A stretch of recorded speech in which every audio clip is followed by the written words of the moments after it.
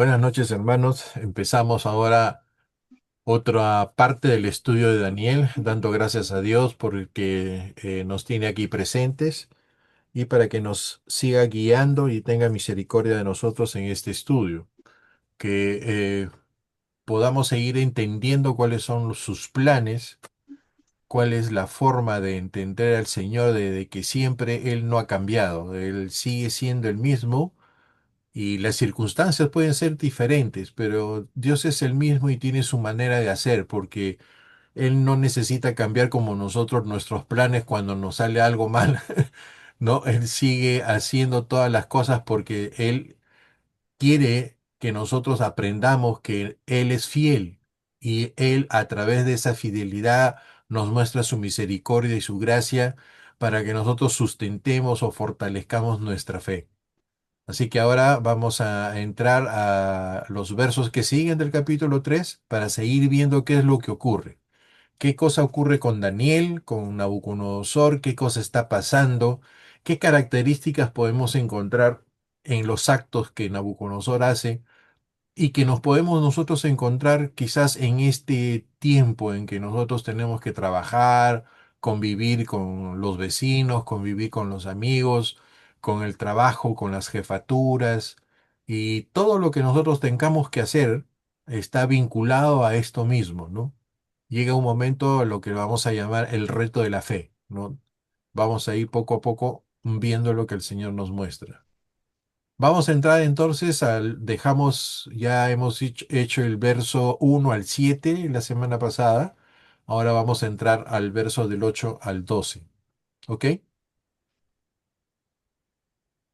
Entonces la palabra del Señor dice, unos caldeos, o sea, siguiendo la narrativa de lo que tenía Nabucodonosor que hemos visto al principio en los primeros versículos, que se pues empodera en su mente el hecho de ser más de lo que Dios había ya revelado en el primer sueño, ¿no? Entonces él agarra y se cree, pues como dijimos, ¿no? Papá todopoderoso, y dice, no, pues, no, yo soy el que cambio el tiempo, yo soy el que someto todo. Por consiguiente, yo vi esa figura que nosotros hemos visto al principio, ¿no? De la cabeza, de los hombros, la cintura, las piernas y el pie y la piedra que va a destruir esa imagen. Y él hace otra imagen. Entonces dice, bueno, ¿por qué solo la cabeza me representa a mí si yo soy más? Dice, ¿no? Yo soy todopoderoso. Entonces él hace una imagen totalmente de oro y a través de esa imagen totalmente de oro, nosotros acordémonos que él comienza a dictaminar algunas cosas para que se le adore de esa forma. Entonces él comienza a establecer primero pone un lugar de Babilonia en la cual la estatua tenía como 30 metros más o menos, son 60 codos que dice la Biblia, no 6 de ancho, no 60 de altura. Entonces era una situación prominente, ¿no? Entonces, pero comienza a establecer alrededor de esta figura, ¿no? Que adoren la figura, que era el símbolo de adorarlo a él, no directamente, porque él ya tenía la posesión de reinado, pero adorando a la imagen, pues adoraba su poder, ¿no? Su posición de rey, ¿no? Entonces estableció de que se haga una música y que cuando la música se pudiera tocar, empezara la adoración, ¿no? La inclinación hacia la imagen y uno se tenía que someter a eso. Y quienes no querían someterse a eso, ya estaba también establecido la guillotina en el cuello, ¿no? O sea, quien no quería iba a ser castigado, iba a entrar al horno de fuego que ya lo habían establecido. Entonces, ¿qué es lo que ocurre? Comienza esta situación ya establecida, o sea, la orden del rey, y ahora nosotros vamos a entrar, ¿qué más sigue en ese proceso? O sea, con esa orden que dio el rey. ¿Ok? Entonces, vamos a ver el verso 8. Dice, unos caldeos, y ya sabemos quiénes son los caldeos. Acuérdense que los caldeos eran parte de, vamos a poner así, el servicio al rey. Pero los caldeos también representaban la suprema sabiduría que había en ese entonces. ¿Ok? Por eso esta parte que nosotros estamos viendo está escrito en arameo, ¿se acuerdan? Que hay una parte escrita en arameo y otra está en hebreo. Bueno, entonces en esta parte, como es una narrativa de los caldeos hacia el rey, entonces está en arameo. Por consiguiente, nosotros ahora nuevamente aparecen los caldeos que eran como los titulares de los sabios de ese momento del reino, ¿no? Habían otros más, pero ellos encabezaban la sabiduría humana en ese momento. Entonces, la palabra de Dios dice, unos caldeos aprovechan esta oportunidad, ¿cuál es? La que el rey estableció para la adoración, pues, de la imagen, para acusar a los judíos ante el rey Nabucodonosor. ¿Por qué los iban a acusar? Porque ellos no se sometían, pues, a lo que estableció el rey, que lo adoraran, ¿no? Ahora vamos a ver diciendo, miren lo sagaz de estos caldeos, que parecen las serpientes, ¿no? Como la tentación a Eva, ¿no? Que comienzan por un costadito ahí, calladitos, haciendo un zigzag para meter su veneno, ¿no? Y le dicen al rey, viva su majestad para siempre. Y sea su nombre siempre recordado, ¿no? Salameros, ¿no? Entraban a a la presencia del rey. Y dice el verso 10: Su Majestad ha ordenado que todo el mundo se arrodille y adore la estatua de oro tan pronto como se oiga el sonido de los instrumentos musicales. Verso 11: Y que aquel que no lo haga sea arrojado al horno encendido. Miren la maquinación por dónde iba. Entonces después viene la puya que llamamos nosotros, el verso 12. Pues bien, hay unos judíos, ¿no? La malicia, la maldad, a quienes su majestad puso al frente de la administración de la provincia de Babilonia, que no guardan el menor respeto a su majestad, ni adoran a los dioses ni a la estatua de oro que su majestad ha mandado levantar, ¿no? Salameros, ¿no? Maquiavélicos, ¿no? Traidores, ¿no? Cizañeros. Cizañadores, chaque, pero para, claro, para cortarles el cuello ahí mismo, pero bueno, todo tiene su proceso. Y al toque le tiran dedo a estos judíos. No era el pueblo, no estaba en ese momento el pueblo, sino a ellos tres. Y ellos tres representaban pues al pueblo de Israel y ellos están diciendo, ellos son Sadrat, Mesad y Amennego. Entonces, ¿qué es lo que ocurre? Todo lo que ellos están estableciendo era para quitarlos del medio a estos tres. Y estos tres representaban pues al pueblo hebreo en el sentido de que ellos estaban sometidos a la voluntad de Dios y no se sometían a una adoración de la estatua, ¿no? Pero miren,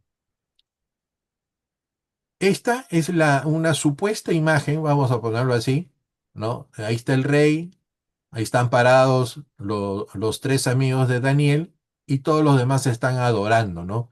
Y atrás está la estatua, ¿no? Entonces, la imagen está en que están confrontados delante del rey, porque se había determinado ya una norma. Pero todo esto aprovecha para que nosotros veamos cómo las cosas que pueden ocurrir negativamente, siempre nosotros vamos a salir, por gracia de Dios, airosos, de acuerdo a la voluntad de Dios, no de acuerdo a lo que nosotros deseamos, sino de acuerdo a la voluntad de Dios. Y miren, seguimos en los versos 8 al 12. Tenemos por una parte los acusadores, los tiradeos que sabemos, ¿ok? Por otra parte el centro donde está la norma, está la sentencia, donde está lo que se ha establecido. Y por otra parte, en estos versículos tenemos otro grupo que son los judíos, ¿no? Que son los tres amigos de Daniel. Entonces, hay por una parte la acusación. Y la acusación viene porque se establece una norma, se establece una ley.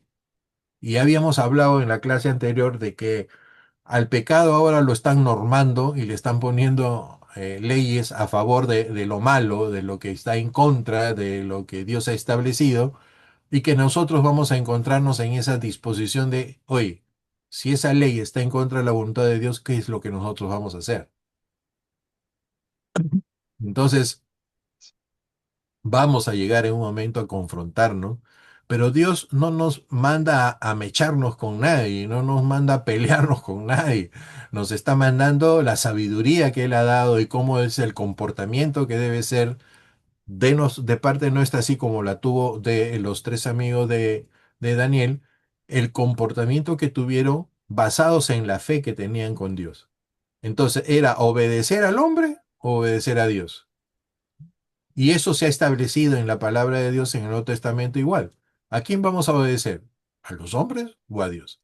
Entonces, ahí llega un momento de una confrontación que uno tiene que tomar una decisión, ¿no? Y por el otro lado, la consecuencia de la obediencia, la consecuencia del amor a Dios Todopoderoso, de obedecerlo y guardarlo, tiene una consecuencia no necesariamente como esa victoria que podemos ver, sino que la consecuencia es de ir al horno de fuego. ¿Ok? Entonces, vamos a ir viendo qué más nos dice el versículo. ¿Qué cosa entonces hemos visto? En el verso 8 es un grupo de caldeos. En el verso de 9 al 10 se decreta la ley o la norma que va a prohibir, ¿no? De que se desobedezca al rey con la norma de adorar y hacer la música. El 11 recalca la pena de muerte, ¿ok? Y el 12 establece los nombres de los amigos de Daniel. Entonces, lo que está sucediendo es, los describen como hombres que no sirven a los dioses del rey ni adoran al estatua. Los amigos entonces de Daniel, como Daniel mismo, no hacían ningún sometimiento a la idolatría de esa constitución babilónica que había en ese momento, o sea, el imperio babilónico. Si bien es cierto, estaban dentro de, pero ellos seguían establecidos en su fe. Se parece a nosotros, ¿no? Estamos dentro del mundo, pero estamos establecidos dentro del reino de Dios, ¿no? Entonces, ese es que estamos sirviendo a nuestro Dios. Entonces, no nos mezclamos con las cosas del mundo. Y si por A o B motivo estamos por ahí caminando, entonces Dios siempre tiene una parte que dice arrepentidos y regresar al camino, ¿no? Entonces, examinémonos. Y esto miren cómo nos ayuda a ver de que ellos se establecieron firmemente en adorar al Señor en su corazón y en la parte de testimonio. Seguimos. ¿Qué interpretamos? Aquí vemos la fidelidad atrae oposición. Es decir, el hecho tuyo que tú te comportes como Dios quiere, no te van a aplaudir afuera. Puede ocurrir que tengas oposición, ¿ya? Los jóvenes no hicieron una protesta pública, o sea, no salieron a decir sus penas ni nada, confiaron en el Señor, pero simplemente no se arrodillaron, o sea, no hicieron la obediencia, ¿ok? Su fidelidad provocó hostilidad, o sea, fue pública su fidelidad a Dios y provocó hostilidad. La obediencia a Dios siempre expone la desobediencia del sistema. ¿No dice qué cosa dice el Señor? Que nosotros somos luz, para el mundo somos sal. Quiere decir que lo que nosotros hacemos de testimonio para el Señor pone en la parte oscura, porque en la parte que nosotros damos testimonio es la luz de Dios que nos ilumina como Moisés bajando con las tablas y su rostro resplandeciente por la presencia de Dios. Lo mismo, en nosotros, cuando obedecemos al Señor, cuando damos el testimonio que Dios quiere, hacemos que la oscuridad que está al frente, que son las cosas malas, se manifiesten más claramente. ¿Ok? La acusación es una estrategia del enemigo. Ya sabemos quién es el acusador. Entonces, los caldeos, ¿qué cosa? Esperaban el momento para hacer daño. Observaban todas las cosas que pasaban, acusaban y manipulaban la ley, porque al rey no le dijeron antes, oye, estos tus amigos o estos a quien conoces están así infringiendo. De frente fueron hacia la ley para poder acusarlos a estos tres, ¿verdad? Porque el rey no sabía que lo que estaba tomando como determinación iba a afectar a estos tres, porque había una cierta estima. Si no, no los hubiese puesto como gobernadores de ciertas provincias, ¿no? Usan la ley para destruir a los fieles, ¿ok? O sea que la ley que establecieron para ir en contra de las cosas de Dios, la usan para destruir a quienes son creyentes. Esto revela un patrón espiritual. Cuando no pueden cambiar tu fe, intentan destruir tu reputación. ¿Ok? No se sorprendan, guarden esto. Cuando no pueden cambiar tu fe, intentan destruir tu reputación. ¿Ok? Vamos a aplicarlo. ¿Qué significa para nosotros hoy esto que estamos viendo? Ser fiel a Dios te hará destacar aunque no quieras. No lo vas a hacer para que te aplaudan, no lo vas a hacer para que tengas un letrero, no lo vas a hacer para eso, sino que el hecho mismo de la humildad delante de Dios y hacer lo que Dios está disponiendo va a hacerte destacar, quieras o no, ¿ok? En un mundo donde todos se arrodillan, ¿ante qué se arrodillan todos en el mundo? A la presión que exista, a la cultura, la forma que todo el mundo piensa y debe hacer así, pero tú sabes que no puede ser así porque la Biblia dice que no es así, las conveniencias, porque te manipulan un grupo de personas o un grupo de entes, ¿no? Entonces, te van y te piden cosas o te quieren hacer cosas, pero para conveniencia de ellos, la, no para lo que te están pidiendo. La opinión pública, porque nosotros lo vemos acá presente en la realidad, ¿no? Todo lo que puede hacer los que son noticieros y todo lo que puede ser los que son periódicos o los que llevan la noticia, una mala noticia se puede expandir, pero como fuego, ¿no? Y ya no hay forma de retroceder cuando ya a uno le han metido una mala fama, ¿ok? El que permanece de pie siempre, ¿qué cosa dice? El que permanece de pie siempre será notado. Es decir, si tú haces las cosas del Señor, siempre se van a notar.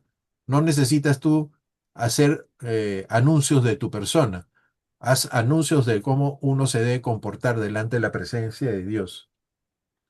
La acusación es parte del camino del justo. Es parte de nuestra ropa, es parte de nuestra vida. O sea que no debe sorprendernos de cuánta difamación hemos tenido en nuestro caminar. Tranquilos. Eso es parte de que nosotros sí avanzamos.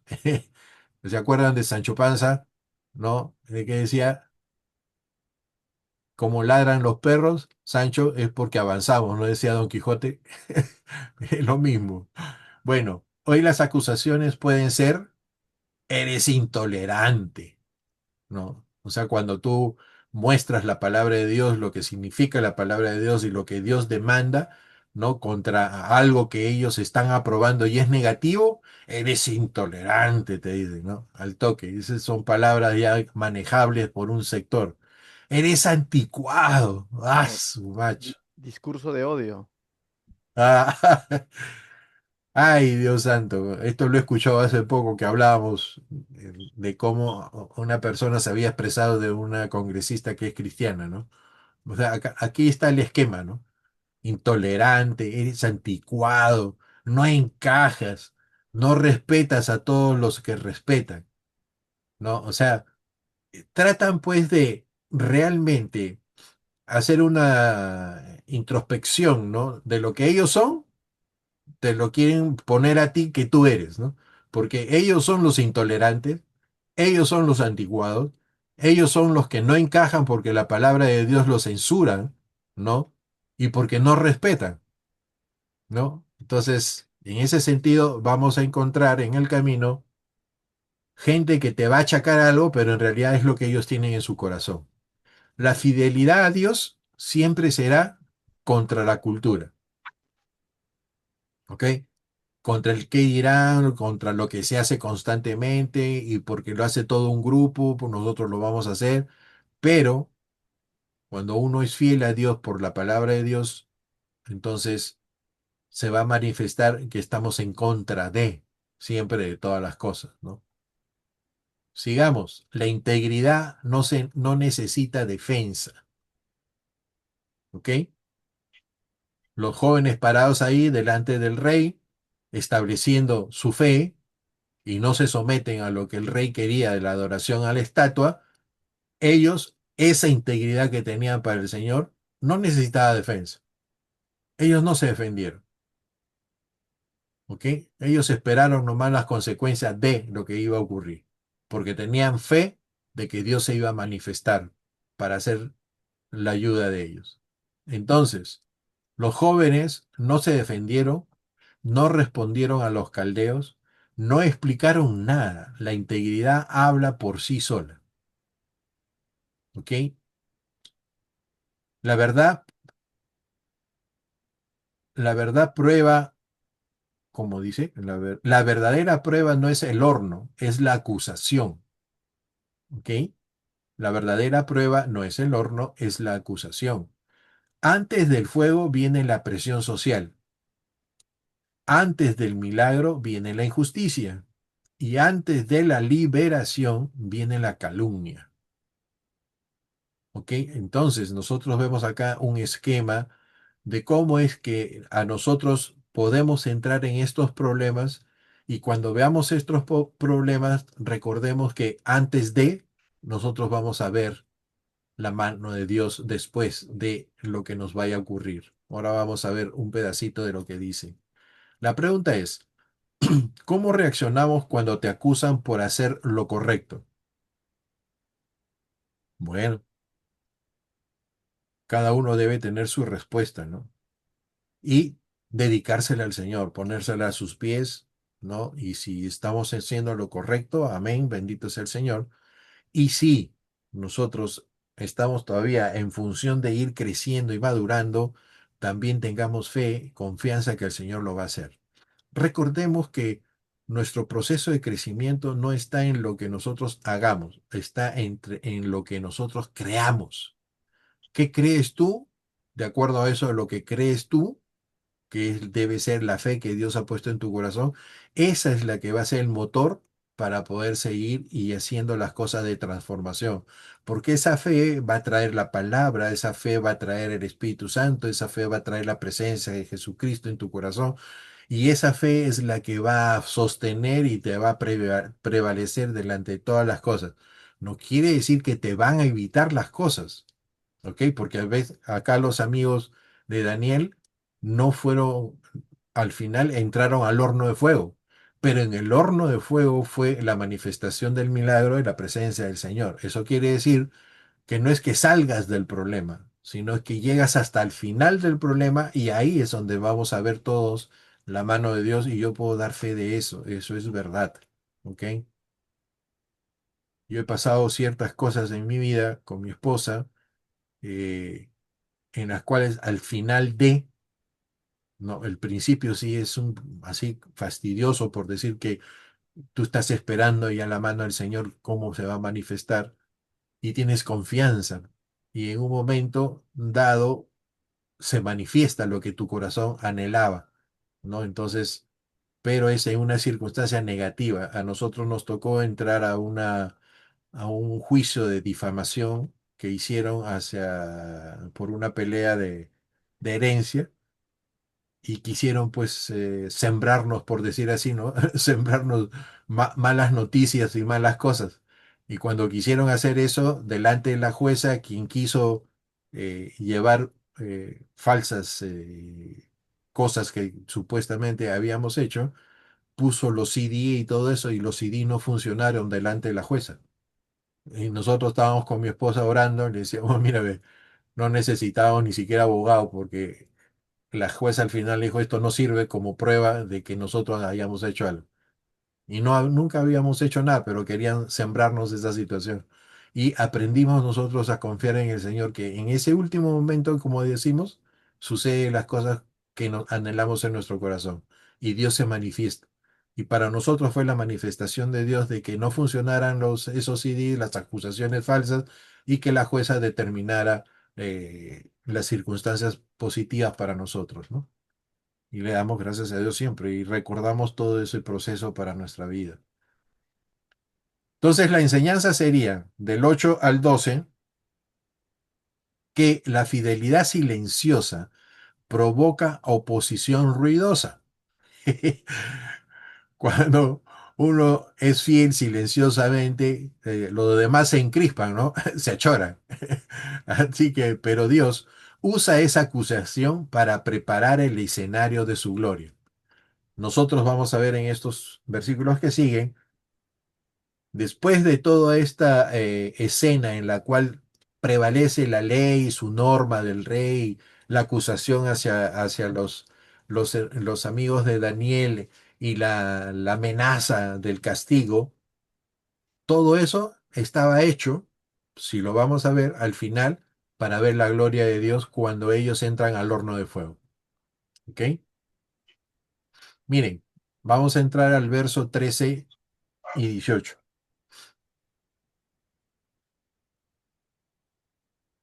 Dice, Nabucodonosor se puso muy furioso y mandó que llevaran ante él a Sadrach, Mesach y Abed-nego. Y cuando ya estaban en su presencia, les preguntó Nabucodonosor, ¿es verdad que ustedes no adorarán a mis dioses ni a la estatua de oro que yo he mandado hacer? ¿Están ustedes dispuestos, tan pronto como oigan la música, a inclinarse ante la estatua que yo he mandado hacer y adorarla? Porque si no la adoran, ahora mismo serán arrojados a un horno encendido. Y entonces, ¿qué Dios podrá salvarlos? No tenemos que discutir este asunto, respondieron, contestaron los tres jóvenes. Nuestro Dios a quien adoramos puede librarnos de las llamas del horno y de toda la maldad que su majestad quiere hacernos, y nos librará. Pero aún si no lo hiciera, sepa bien su majestad que no adoraremos a sus dioses ni nos arrodillaremos ante la estatua de oro. Estos versículos lo que demuestran es una respuesta de firmeza espiritual y que confían en que Dios los va a librar, y si así fuera, lo contrario, saben que es la voluntad de Dios y también lo asumen y lo aceptan. Acá es donde el rey se pone amargo y los cuestiona y les pregunta a ellos que si van a hacer la voluntad de él. Y ellos responden que no lo van a hacer. ¿Ok? Acá tenemos entonces la imagen enojado de Nabucodonosor.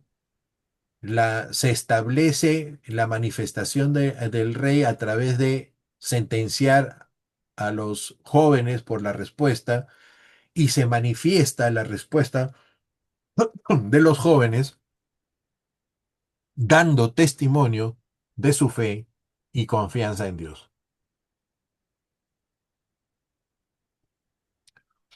La amenaza, el horno, ¿no?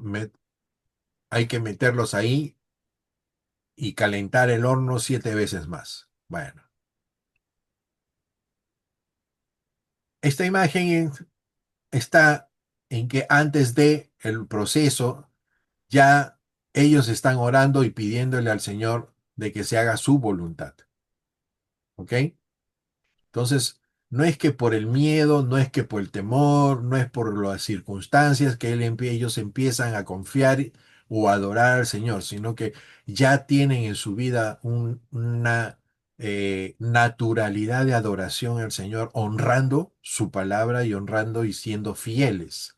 Su fidelidad no nace ahora para manifestación, ellos ya son, y solo se manifiesta porque lo que son lo están viendo con las pruebas que ahora están ocurriendo.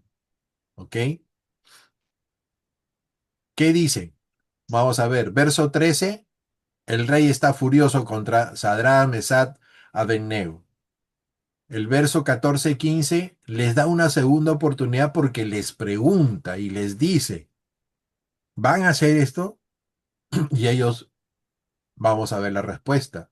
El rey desafía directamente a Dios. ¿Qué Dios dice?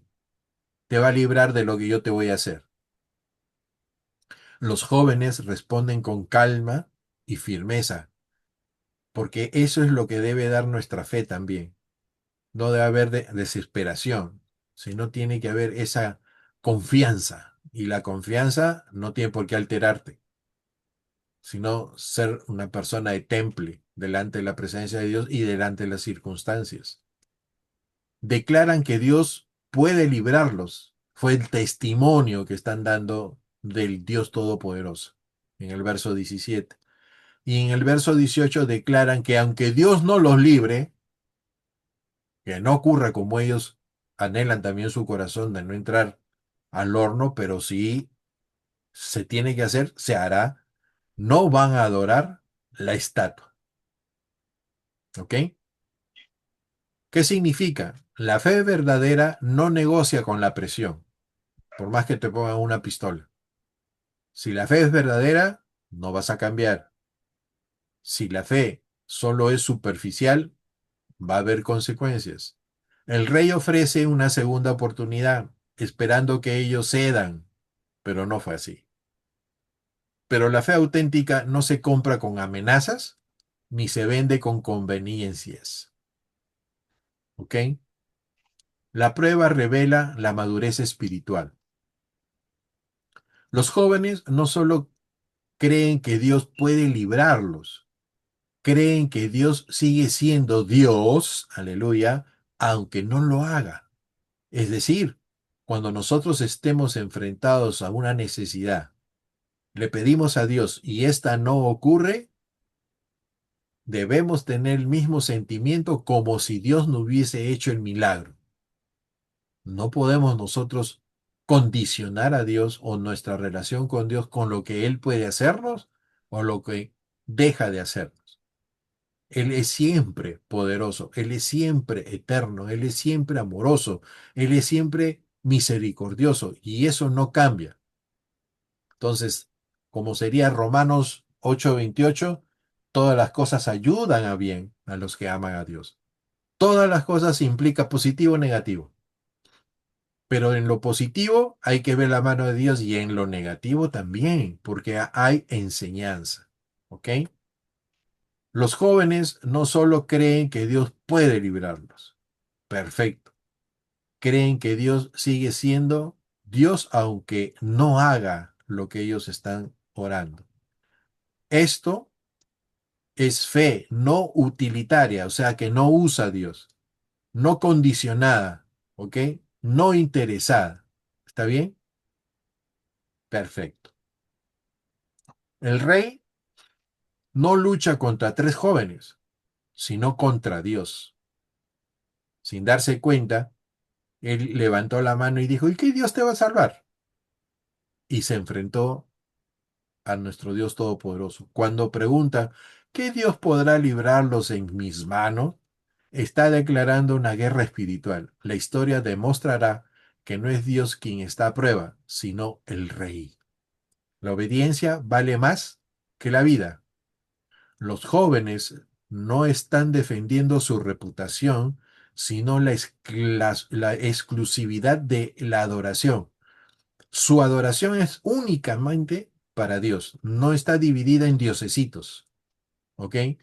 No está entregada a otras cosas, está entregada a Dios únicamente. Lo mismo debe estar en nuestro corazón. Nuestra adoración es netamente para nuestro Dios, nuestro Salvador. ¿Ok? Los jóvenes no están defendiendo nuevamente su reputación, sino la exclusividad de la adoración. Prefieren morirse o morir fieles que vivir arrodillados ante un ídolo. ¿Ok? Entramos al verso 19 y 23. Y vamos terminando con esto. Ya nos queda poquito para la próxima. Al oír Nabucodonosor estas palabras, la cara se le puso roja de rabia. Miren, miren la prepotencia del reino contra los tres jóvenes. Entonces ordenó que se calentara el horno 7 veces más. Ya es la rabia, la venganza, ¿no? O sea, el odio hacia la solidez de la fe que tenían ellos, a un Dios que él no conocía, pero que lo estaba retando. ¿Ok? Luego mandó que algunos de los soldados más fuertes de su ejército ataran a Sadrán, Mesad y Abednego, que los arrojaran a las llamas del horno. Los tres jóvenes, vestidos todavía con las mismas ropas de sus altos cargos que ocupaban, fueron atados y arrojados al horno ardiente. Y como el rey había mandado que su orden se cumpliese al instante y el horno estaba muy encendido, las llamas alcanzaron y mataron a los soldados que habían arrojado en él a los tres jóvenes. los cuales cayeron atados dentro del horno. Ustedes se imaginan, los soldados fueron quemados, pero los tres jóvenes, los tres, vamos a poner así, los tres que representaban la fe de Dios, no les pasó nada, porque el mismo fuego que quemó a los soldados era para ellos, y ellos cayeron al fondo del horno, y no les pasó nada. Ya el Señor estaba trabajando en ese momento. Miren, primero vemos el carácter del rey, ¿no? La revancha, el revanchismo de que cuando a lo negativo te quieren presionar para hacer algo, se ponen pues peor todavía, pero uno debe estar confiado en el Señor. Después van hacia el horno de fuego y a la hora de ponernos a los chicos ahí dentro, ese mismo fuego quema a quienes lo quisieron entrar, a lo quisieron empujar, ¿no? Qué interesante que no les pasó nada en ese momento tampoco a los chicos, ¿ok? A los tres. Entonces, confiamos en Dios aun cuando el fuego se intensifica, o sea, aun cuando estamos empezando esa dificultad, sí, confiamos desde el principio hasta el final. ¿Qué dice el texto? Verso 19. Nabucodonosor se llena de ira contra los tres jóvenes. Nabucodonosor, que dice, ordena calentar el horno 7 veces. Esa es la ira. Ahí ustedes están viendo, si se pueden imaginar, el enemigo nosotros que tenemos, la ira que tiene para destruirnos porque nosotros estamos siguiendo el camino del Señor. Manda a los hombres más fuertes de ese ejército a atar a los jóvenes. Los atan completamente con su ropa y los arrojan al horno rápidamente, que los soldados se quemaron, mueren por las llamas, pero no los tres hijos de Dios. ¿Ok? Los tres jóvenes caen atados dentro del horno. ¿Y qué pasa? Cuando la fidelidad aumenta, la oposición también. Vamos viendo eso. El rey no solo estaba molesto, estaba furioso. La fidelidad de los jóvenes expone la fragilidad del poder humano. La ira del rey es una reacción del sistema cuando alguien no se arrodilla. Vayamos viendo cómo nosotros podemos comportarnos y salirnos de nuestras dificultades que nos aqueje en el momento de que en nuestro trabajo o circunstancia nos ponga a prueba nuestra fe. El horno representa la intensidad de la prueba. Nosotros no vamos a pasar más de lo que no podamos soportar. 7 veces más caliente no es literal, es un símbolo de máxima presión. Cuando decides honrar a Dios, muchas veces la situación empeora antes de mejorar. Dios permite que entren al horno, pero no solos. Hasta este punto, Dios no interviene, no apaga el horno, no detiene a los soldados, no cambia el decreto. La fe verdadera acepta que Dios a veces permite el horno para mostrar su gloria dentro de él y los protege el Señor. ¿Ok? No es que nos va a quitar del problema, pero ese problema va a servir para la manifestación de la presencia de Dios en nuestras vidas. La muerte de los soldados revela la verdad espiritual. Los que obedecen al rey mueren. Los que obedecen a Dios viven. El texto muestra que la obediencia ciega al sistema es más peligrosa que el horno. Miren pues, una enseñanza sacada de esta imagen que hemos visto del fuego. Aplicación. ¿Qué significa para nosotros hoy? A veces Dios no apaga el horno, pero te acompaña dentro. Muchos quieren un Dios que evite el fuego, pero el Dios de Daniel es el que entra contigo al fuego. La fe madura no pide menos fuego, sino más presencia de Dios. ¿Ok? Nosotros no debemos preocuparnos por la dificultad, sino de que podamos percibir la presencia de Dios acompañándonos en las circunstancias que estamos viviendo. Y cuando nosotros hemos saboreado la angustia, ¿no? Esa situación en nuestro corazón, es el momento de aferrarnos más al Señor, porque la angustia es duda, ¿ok? Entonces, la prueba de nuestra fe va a entrar en esos fuegos, ¿no? Y nosotros no podemos darnos el lujo de dudar, porque no podemos para ciertas cosas creer y ciertas cosas dudar. En nuestra actitud hacia el Señor es la constante. La fe también es una representación de fidelidad. Por consiguiente, no podemos a veces ser totalmente fieles y después, por un lado, somos infieles. Eso sería una mala manera de vivir. Las pruebas se intensifican justo antes del milagro. Miramos, el horno se calienta más, la presión aumenta, los enemigos se fortalecen. Cuando todo parece empeorar, es porque Dios está preparando una intervención mayor. Ah, el testimonio el testimonio que les daba, ¿no? Las cosas se estaban poniendo feas, llegó el momento y al final no pudieron hacer las calumnias, ¿no? La obediencia puede costarte, pero la desobediencia al sistema también, ¿ok? Los soldados mueren por obedecer al rey. Los jóvenes viven por obedecer a Dios. La pregunta es, ¿a quién estamos obedeciendo? ¿Qué podría estar destruyéndote? ¿Qué cosa nos está poniendo a puertas del horno de fuego?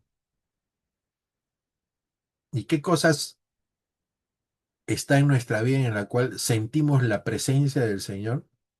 Que en medio de todas las dificultades que pueden ser tremendas, pero tú sientes la presencia de Dios. Por consiguiente, la presencia de Dios, si bien cierto, es bien cierto, te acompaña, pero no puede ser de menos valor, ¿no?